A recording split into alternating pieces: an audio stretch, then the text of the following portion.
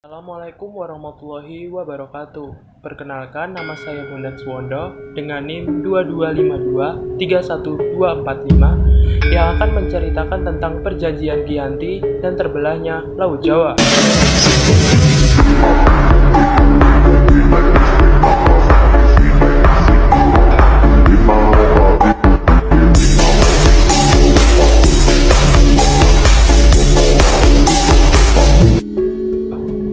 Perjanjian Giyanti merupakan suatu peristiwa besar di masa silam. Situs sejarah ini hadir sebagai perekat ingatan yang kolektif masyarakat dengan peristiwa tersebut. Perjanjian ini lahir sebagai sebuah kesepakatan segitiga politik antara Pakubuwono III, Pangeran Mangkubumi, dan Perjanjian Perdagangan Hindia Belanda atau sering disebut dengan VOC pada tanggal 13 Februari 1755. Nama Giyanti diambil dari lokasi penandatanganan, yakni di Desa Janti. Dalam pelafaan Belanda, ia disebut dengan Giyanti. Di masa silam, perjanjian Giyanti ini dibuat dalam rangka meredam konflik yang telah terjadi berlarut-larut. Pasca perpindahan Keraton Kartosono ke Surakarta, api dari peristiwa geger pecinan ternyata belum mati tepat sesungguhnya. Ketika itu, Mangkubumi yang membantu Pakubuwono II dalam meredakan api konflik mendapatkan hadiah berupa sebidang tanah dari Pakubuwono yang kedua. Namun, luas tanah yang diberikan rupanya menimbulkan kecemburuan. Menurut silsilah, Pakubuwono II atau Raja Pendiri Kasunan Surakarta dan Pangeran Mangkubumi adalah kakak beradik yang merupakan keturunan dari Amangkurat IV. Sedangkan Raden Masahid alias Pangeran Sambernyawa merupakan salah satu cucu dari Amangkurat IV. Lebih tepatnya, Raden Masahid adalah keponakan dari Pakubuwono II dan Pangeran Mangkubumi.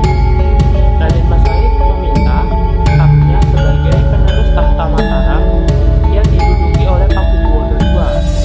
Alasannya, ayah dari Raden Masahid yaitu Pangeran Arya Mangkunegara adalah putra sulung dari Amangkurat yang keempat.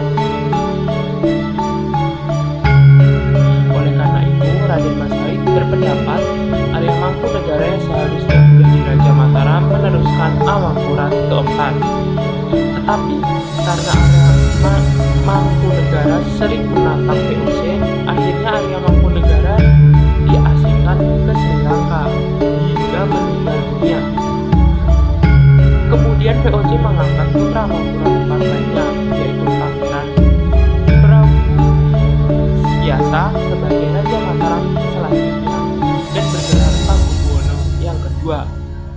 Karena Pangeran Mangkubumi juga mempunyai tujuan yang sama dengan Raden Masahid, maka Raden Masahid bekerja sama dengan Pangeran Mangkubumi untuk merebut tahta kerajaan Mataram Islam dari Pakubuwono II yang dibantu oleh VOC. Tanggal 20 Desember 1749, Pakubuwono II wafat.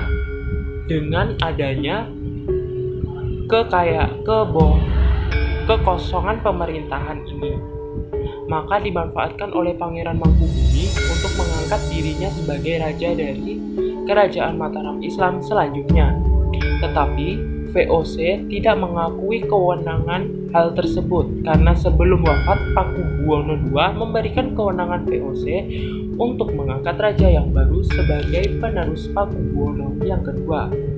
Akhirnya VOC mengangkat putra dari Pakubuwono yang kedua, yaitu Raden Mas Suraji sebagai raja dari kerajaan Mataram Islam, dengan Mangkubumi dan Raden Masahid melancarkan serangan pada VOC dan Pakubuwono yang kedua.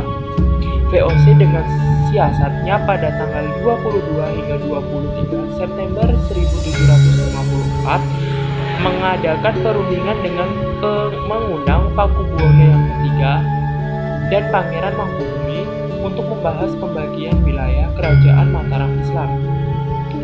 Sebelum kejadian perundingan tersebut, pihak VOC sudah mengirimkan utusan khusus untuk bertemu dengan Raden Masahid. Strategi politik adu domba VOC membuahkan hasil. Pangeran Mangkubumi dan Raden Masahid berselisih.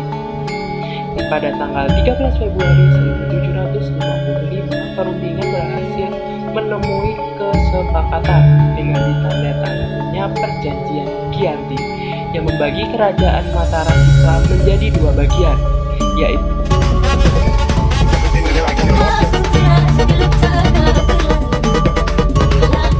Kerajaan Surakarta dan Kesultanan Ngayogyakarta Hadiningrat. Setelah itu, Pangeran Mangkubumi mendeklarasikan sebagai Raja di Kesultanan Ngayogyakarta Hadiningrat dengan gelar Sri Sultan Hamengkubuwono yang pertama. Dengan begitu, Kerajaan Mataram Islam telah berakhir.